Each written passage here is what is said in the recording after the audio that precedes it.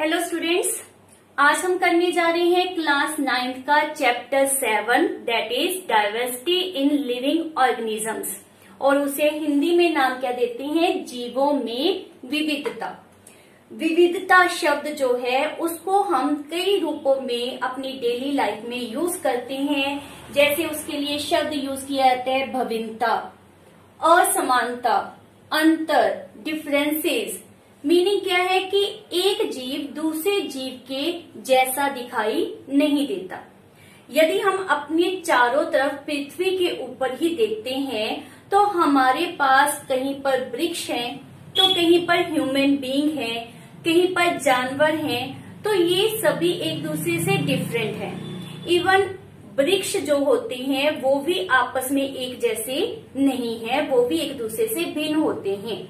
जल में रहने वाले जीव एक दूसरे से भिन्न हैं। आकाश में उड़ने वाले जीव क्या एक जैसे होते हैं? नहीं, वो भी एक दूसरे से भिन्न होते हैं, उनके भी अलग अलग नाम होते हैं। इसी तरह से पृथ्वी के ऊपर रेंगने वाले जीव, दीवारों के ऊपर चढ़ने वाले जीव, तो हमारी पृथ्वी के ऊपर ऑल अराउंड बहुत ही तरह के असंख्य जीव प्रेजेंट हैं। कोई भी दो जीव एक दूसरे से अगर हम कहें 100% मैच करते हैं तो आपको ऐसा देखने में बिल्कुल नहीं मिलेगा। मीन्स हर एक जीव बिल्कुल यूनिक है, उसके जैसा दुनिया में और कोई जीव बिल्कुल 100% नहीं होता। तो यहाँ पर अगर हम, जैसे कि आपको डायग्राम में दिखाया गया है, अपने और अपने दोस्त की कंपैरिजन करें, तुलना करें, तो हम देखेंगे कि हमारी हाइट और किसी दूसरे पर्सन की हाइट एक जैसी है? नहीं, उनकी हाइट में डिफरेंस है। उनकी नाक की शेप में, उनके आंख के कलर में, उनके हथेली के साइज में, हर एक पॉइंट ऑफ व्यू से अगर आप चेक करते हो तो आपको कुछ ना कुछ डिफरेंसेस मिलेंगी। मीन्स कोई भी दो ह्यूमन बीइंग एक जैसे आपको नहीं मिलेंगे। इसी तरह से यदि हम अपना कंपैरिजन मंकी से, मीन्स बंदर से करते हैं, तो हम क्या कहेंगे कि हम और हमारे दोस्त में तो काफी समानता है, लेकिन बंदरों के कंपैरिजन हम बहुत डिफरेंट है। इसके बाद यदि हम किसी जानवर के ऊपर पहुंच जाते हैं, मान लेते हैं हम अपना कंपैरिजन गाय से करते हैं, तो फिर हमारे माइंड में क्या आता है कि हमारी सिमिलैरिटी, हमारी समानता बंदरों के साथ ज्यादा है और गाय से हम बहुत डिफरेंट है।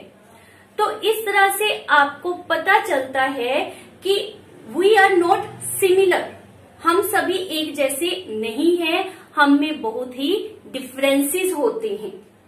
इन्हीं डिफरेंसेस को समझने के लिए लेट्स सपोज हम एक एक्टिविटी करते हैं, एक क्रियाकलाप कर रहे हैं। जैसा कि आपको दिखाया गया है, हमारे पास दो गायें दिखाई गई हैं। फर्स्ट वन इज, जिसे हम कहते हैं Indian guy. Indian guy means देसी गाय जो हमारे देश की है। एंड सेकंड जो आपको रिप्रेजेंट की गई है जर्सी गाय, वो क्या है? हाइब्रिड फॉर्म है। तो सबसे पहले इन पिक्चर्स को देखकर आप माइंड में लेकर आओ कि क्या जो देसी गाय है और जर्सी गाय है ये दोनों एक जैसी हैं? तो फर्स्ट आंसर आपके पास क्या आएगा? नहीं, ये दोनों एक दूसरे से डिफरेंट है ना। सेकंड वन, अगर हम कहें कि जो देसी गाय होती हैं, इंडियन काउज हैं, क्या वो सारी एक जैसी हैं? तो आंसर क्या आएगा? जैसे आपने डेली लाइफ में भी अपने अराउंड देखा होगा कि जो देसी गाय होती हैं वो सारी लगभग एक जैसी होती हैं। आई एम सेइंग अप्रोक्सीमेट और लगभग, मीन्स 100% तो सिमिलर नहीं होता, जैसे मैंने अभी आपको कहा, लेकिन अप्रोक्सीमेट वो सेम होती हैं। थर्ड क्वेश्चन, लेट्स सपोज आपके पास देसी गाय का झुंड है और उसमें कोई एक जर्सी गाय खड़ी है, क्या आप उसको आइडेंटिफाई कर सकते हो, पहचान सकते हो कि यस दिस इज जर्सी गाय और जो रिमेनिंग है वो देसी गाय है? कर सकते हो? यस, बिकॉज आप देख रहे हो पिक्चर में बहुत ही डिफरेंस है इन दोनों में, तो हम इजीली जर्सी गाय को देसी गाय के झुंड में आइडेंटिफाई कर सकते हैं, पहचान सकते हैं। एंड द लास्ट क्वेश्चन जो माइंड में अराइज होता है कि इनमें आइडेंटिफिकेशन का आधार क्या है, किस बेसिस के ऊपर आपने पहचान की, कैसे पता चला कि ये एक देसी गाय है और एक जर्सी गाय है। तो हमारे पास आंसर क्या आएगा, इनकी शारीरिक बनावट, इनकी संरचना। तो ये देखने में जो इनकी लुक है, जो इनकी शारीरिक संरचना है, वह एक दूसरे से बिल्कुल भिन्न है, जिसके कारण हमें इजीली पता चल जाता है कि कौन सी देसी गाय है और कौन सी जर्सी गाय है। तो ये हमारे पास इनमें डिफरेंस का मेन बेसिक पॉइंट होता है, उनकी शारीरिक संरचना। अब हम डिस्कस करने जा रहे हैं कुछ ऐसे एग्जाम्पल जो हमें रिप्रेजेंट करते हैं a large difference between the living organism. Means जो लिविंग ऑर्गेनिज्म है उनमें बहुत ही ज्यादा डिफरेंस होते हैं। ये हमारे पास रिप्रेजेंट करेंगे ऐसे विशिष्ट लक्षणों को जिनको हमने माइंड में रखना है और जिसके बेसिस के ऊपर हमने जीवों को वर्गीकृत करना है। जैसे कि हमारे पास पहली एग्जांपल दी गई है अमीबा तथा नीलबहेल की। तो जो अमीबा होता है, आपने अपनी बुक्स में डायग्राम भी देखे हैं।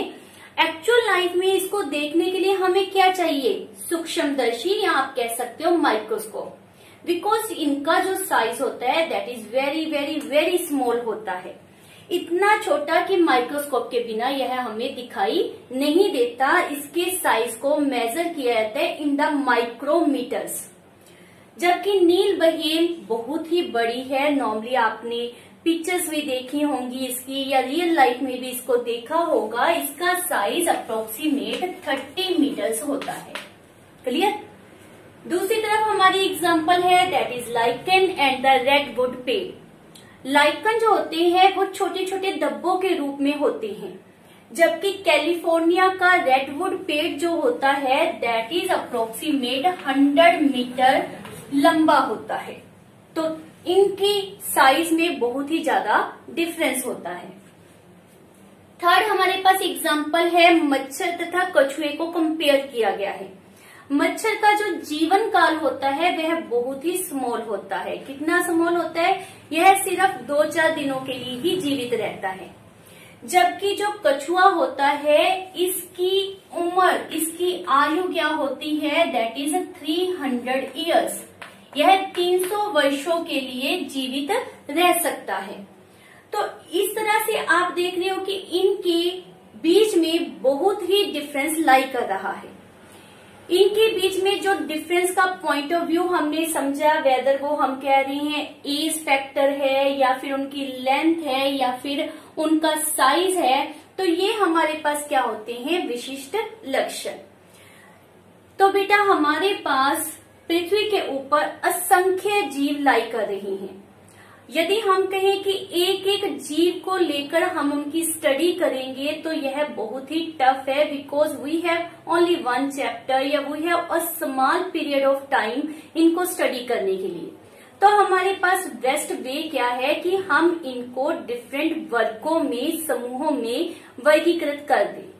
रिजल्ट क्या आएगा कि हमें पता चल जाएगा कि जीवों में ये समानता है तथा ये असमानता पाई जा रही है, जिसके द्वारा हम उनको इजीली स्टडी कर सकते हैं, उनका अध्ययन कर सकते हैं। तो जीवों को वर्गीकरण करना क्यों आवश्यक होता है?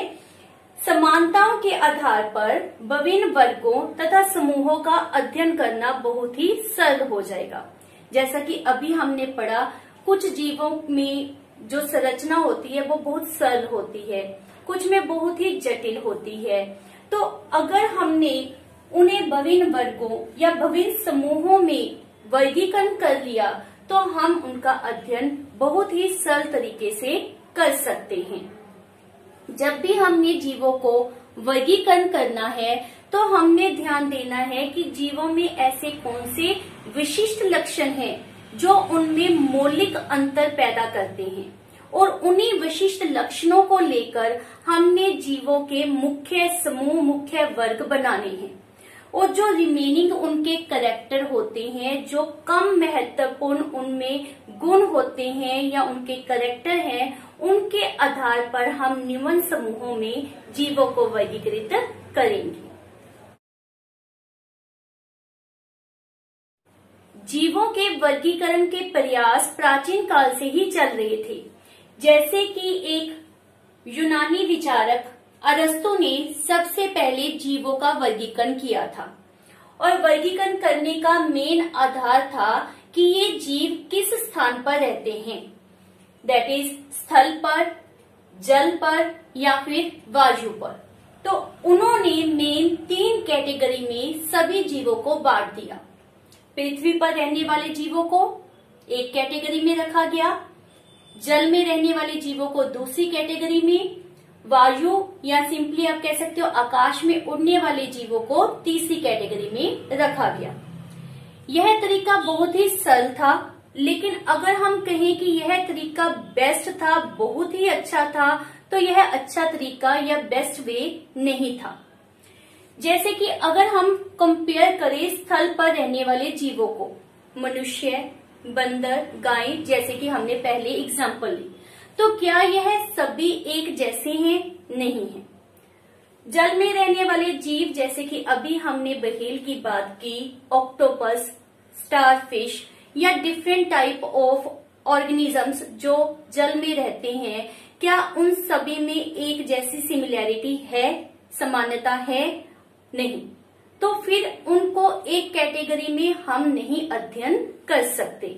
तो कहने का भाव यह है कि हमारे पास जो शुरू में मेथड दिया गया जीवों को वर्गीकरण करने के लिए आधार लिया गया, उनका रहने का स्थान, वह तरीका चाहे सरल था, लेकिन वह 100% राइट या सही तरीका नहीं था। तो हमारे पास नेक्स्ट मेथड की, नेक्स्ट वर्गीकरण के तरीके की खोज की गई। तो जैसा कि अभी हमने डिस्कस किया, विचारक अरस्तु के द्वारा दिया गया वर्गीकरण का तरीका सही नहीं था। तो यदि हमसे क्वेश्चन पुट किया जाए कि हमारे पास वर्गीकरण करने के लिए किसको आधार लिया जाए, नंबर 1 रहने के स्थान को, नंबर 2 कोशिका संरचना को, तो आप किसको प्रेफर करोगे? क्या रहने के स्थान के बेसिस के ऊपर जीवों को वर्गीकरण करना उचित है? तो आंसर क्या है? नो, बिकॉज अभी हमने डिस्कस किया। तो हमने मेन ध्यान किसके ऊपर देना है? कोशिका की संरचना के ऊपर। तो जब भी हमने वर्गीकरण करना है तो पहले किस चीज को देखना है कि जीवों में क्या समानता पाई जा रही है। यदि हमें पता चल जाए कि जीवों में यह समानता होती है, तो हमें पता चल जाएगा कि उनमें कौन से विशेष लक्षण हैं या उनका क्या व्यवहार है। इनफैक्ट जो लक्षण या व्यवहार होते हैं वह किसी जीव के रूप को, कार्य को डिसाइड करते हैं और इन्हीं समानताओं के बेसिस के ऊपर हम जीवों को एक वर्ग में रख सकते हैं, वहां पर उनकी स्टडी कर सकते हैं, उनका अध्ययन कर सकते हैं। और जिन जीवों में यह समानताएं नहीं मिलती, मीन्स जो जीव इन जीवों के वर्गों से डिफरेंट होंगे, असमान होंगे, उन्हें हम दूसरे ग्रुप में, दूसरे वर्ग में रखकर वहां पर उनकी स्टडी कर सकते हैं। तो हमारा मेन पॉइंट ऑफ व्यू क्या होता है कि हमने जीवों के विशिष्ट लक्षणों की तरफ ध्यान देना है, जो कि मौलिक लक्षण हो, जो जीवों में समानता को डिसाइड करते हो। जैसे कि हम एग्जांपल ले लेते हैं, ह्यूमन बींग्स का हम कंपेयर करते हैं, तो हमारे हाथ में मोस्टली कितनी फिंगर्स होती हैं? 5। तो यह क्या है? हमारा एक लक्षण है। हम सभी इंसानों में, मानवों में एक विशेष समानता पाई जा रही है। और इसी तरह से ही यदि हम अपना कंपैरिजन वृक्षों के साथ, पेड़ों के साथ करते हैं, जबकि वह भी लिविंग ऑर्गेनिज्म है, लेकिन फिर भी वो एक स्थान से दूसरे स्थान तक चल नहीं सकते। हम में क्या गुण पाया जाता है कि हम एक स्थान से दूसरे स्थान तक चल सकते हैं, दौड़ सकते हैं। तो यह एक विशिष्ट लक्षण होता है और यह हमें पेड़ पौधों से डिफरेंट बनाता है। इट मीन्स हमारे पास वर्गीकरण का एक पॉइंट ऑफ व्यू मिल जाता है, एक विशिष्ट लक्षण का पता चलता है, जिसके द्वारा हम मानवों को वृक्षों से एक अलग कैटेगरी में, अलग वर्ग में रखकर उनकी स्टडी कर सकते हैं। तो हमने मेन ध्यान देना है कि कौन से विशिष्ट महत्वपूर्ण लक्षण हैं, उनको हमने आधार बनाकर जीवों को अलग अलग वर्गों में बांटना है और उनकी स्टडी करनी है। मौलिक लक्षणों को समझने के लिए हम बहुत ही सिंपल उदाहरण ले रहे हैं। जैसे कि आपके पास डायग्राम में रिप्रेजेंट किया गया है, हम पत्थरों से एक दीवार का निर्माण करते हैं। हमारे पास जो पत्थर दिए गए हैं वह विभिन्न साइज के, आकार के और उनकी शेप एक दूसरे से बिल्कुल डिफरेंट है। तो जब हमने पत्थरों से दीवार का निर्माण करना है तो उस समय हम मेन ध्यान कहाँ पर देते हैं? निचले स्तर के ऊपर लगाए गए पत्थर। नो डाउट जो निचले स्तर के ऊपर पत्थर लगाए जाते हैं वह बड़े साइज के लगाए जाते हैं। क्यों लगाते हैं? ताकि हमारे पास जो बेस है, जो नींव है, वह मजबूत हो जाए। एज ए रिजल्ट उसके बाद ऊपर किसी भी प्रकार के पत्थर को लगाया जा सकता है। इट मीन्स क्या है कि जो निचले स्तर के पत्थर होते हैं वह डिसाइड करते हैं कि उसके ऊपर किस तरह के पत्थर लगाए जाएंगे, लेकिन जो ऊपर पत्थर लगाए गए हैं वह यह डिसाइड नहीं करते कि निचले स्तर के ऊपर किस तरह के पत्थर लगाने हैं।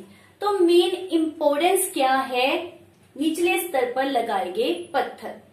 उसी प्रकार से बेटा जो मौलिक लक्षण या मूल लक्षण होते हैं वह मेन इम्पोर्टेंस रखते हैं। यही डिसाइड करते हैं कि हमने मुख्य वर्ग का निर्धारण किस तरह से करना है। मौलिक लक्षण या मूल लक्षण जीव की किसी भी संरचनात्मक या क्रियात्मक के ऊपर निर्भर नहीं करते कि उसकी संरचना क्या है, उसका कार्य क्या है, उसके ऊपर निर्भर नहीं करते। जबकि इसके बाद जो लक्षण होते हैं वो मौलिक लक्षणों के ऊपर निर्भर करते हैं। अन्य लक्षण फिर डिसाइड करेंगे कि किस तरह से हमने अलग अलग वर्गों का निर्धारण करना है, समूह बनाने हैं और समूह के क्या क्या प्रकार होंगे वो इन लक्षणों के ऊपर निर्भर करेंगे। तो अब हम डिसाइड करते हैं कि हमने कौन से मौलिक लक्षणों को ध्यान में रखना है। केंद्रक वर्गीकरण का एक आधारभूत लक्षण है। वह किस प्रकार? जैसा कि मैं आपको अभी समझा रही हूं, बहुत सी ऐसी कोशिकाएं होती हैं जहां पर केंद्रक तथा कुछ और कोशिकांग झिल्ली से घिरे हुए होते हैं। तो उनकी कोशिकाओं में कोशिकीय कार्य जो होते हैं वह बहुत ही दक्षता पूर्वक होते हैं। जबकि जो कोशिकाओं में केंद्रक या कुछ कोशिकांग झिल्ली रहित होते हैं उनमें कार्य इतनी दक्षता पूर्वक नहीं होता। एज ए रिजल्ट उनकी जैव रासायनिक प्रक्रियाओं में अंतर पाया जाएगा। मीन्स जिनमें झिल्ली है और नहीं है उनमें जैव रासायनिक प्रक्रियाएं आपको भिन्न भिन्न देखने को मिलेंगी। तो इसका असर उनकी कोशिकीय संरचना पर भी पड़ता है। तो केंद्रक के बेसिस के ऊपर आप देख रहे हो कि उनकी कोशिका संरचना में डिफरेंस आ जाता है। एज वेल एज जहां पर झिल्ली युक्त केंद्रक होता है उन कोशिकाओं में बहुकोशिकीय जीव निर्माण की कैपेसिटी होती है, क्योंकि उनमें एक स्पेशलिटी होती है, वो स्पेशल कार्य कर सकते हैं। तो हमारे पास इस सब से रिजल्ट क्या निकलता है कि केंद्रक एक आधारभूत लक्षण होता है। शारीरिक संरचना या बनावट, यह हमारे पास एक आधारभूत लक्षण है जिसके द्वारा हम वर्गीकरण करते हैं। एक कोशिकीय जीव, बहुकोशिकीय जीव, इनकी शारीरिक संरचना हम अगर नॉर्मली देखते हैं तो एक दूसरे से भिन्न होती हैं। एक कोशिकीय जीव जैसे कि अमीबा, तो उसकी जो शारीरिक संरचना है वह बहुत ही सरल आप देखते हो। बहुकोशिकीय जीव जैसे कि मनुष्य को ही ले लें तो हमारे पास उसकी शारीरिक संरचना अमीबा की संरचना से बिल्कुल डिफरेंट होती है। बहुकोशिकीय जीवों में कोशिकाओं के समूह होते हैं और उन कोशिकाओं के समूह का एक स्पेशलाइज्ड फंक्शन होता है। कुछ कोशिकाओं के समूह एक स्पेशल कार्य करते हैं, अन्य कोशिकाओं के समूह कुछ अन्य प्रकार का स्पेशलाइज्ड कार्य करते हैं। तो इस तरह से उनमें श्रम विभाजन किया जाता है। इट मीन्स एक अमीबा की और एक इंसान की, ह्यूमन बीइंग की शारीरिक संरचना एक दूसरे से बिल्कुल डिफरेंट है, जिसके कारण हम उनमें अंतर इजीली कर सकते हैं। इसी प्रकार हम पौधों, जंतुओं में अंतर कर सकते हैं। पौधों के शरीर का विकास इस तरह से हुआ है कि वह सूर्य की एनर्जी को यूज कर सकते हैं, उसके द्वारा भोजन का निर्माण कर सकते हैं। लेकिन जंतुओं में या मानवों में उस तरह से शारीरिक विकास नहीं होता। उनकी शारीरिक संरचना पौधों की शारीरिक संरचना से बिल्कुल डिफरेंट होती है, जिसके कारण वो सिर्फ बाहर से ही फूड या अपना भोजन ऑब्टेन कर सकते हैं। वह अपने भोजन के लिए दूसरों पर निर्भर करेंगे, उनमें सिर्फ भोजन ग्रहण करने की ही कैपेबिलिटी मिलेगी, वो अपने भोजन का निर्माण अपने आप नहीं कर सकेंगे। तो इस तरह से with the help of this लक्षण, शारीरिक संरचना या बनावट के बेसिस के ऊपर हम पौधों तथा जंतुओं को वर्गीकृत कर सकते हैं। तो इसी तरह के लक्षणों के बेसिस के ऊपर हमने जीवों का वर्गीकरण किया है और इन्हीं लक्षणों को आगे ले जाकर हम उपसमूह या फिर बड़े लेवल के ऊपर जो समूहों का विभाजन है वह डिसाइड करते हैं। तो यदि हमारे पास यह प्रश्न पूछा जाता है कि किस आधार के ऊपर हमने पौधों तथा जंतुओं को भिन्न भिन्न वर्गों में रखा है, तो हमारे पास क्या उत्तर आता है कि जो पौधे होते हैं वह भोजन अपने आप बनाते हैं, जबकि जो जंतु होते हैं वह भोजन बाहर से ग्रहण करते हैं। जैव विकास और वर्गीकरण का बहुत गहरा संबंध होता है। जैव विकास की टर्म हमारे पास सबसे पहले चार्ल्स डार्विन के द्वारा सन 1859 ईस्वी में दी गई थी। तो जैव विकास का मीनिंग क्या है? हमारे आसपास जितने भी जीव पाए जाते हैं उनमें दो तरह की प्रवृत्ति होती है। एक इस तरह के जीव होते हैं जिनमें प्राचीन काल से लेकर अब तक कोई ज्यादा परिवर्तन नहीं हुए, मतलब उनकी शारीरिक बनावट जैसे पहले थी, लाखों वर्ष पहले थी, वैसी ही अब है, उनमें कोई परिवर्तन नहीं हुआ। उनको हम आदिम जीव या फिर निमन जीव का भी नाम देते हैं।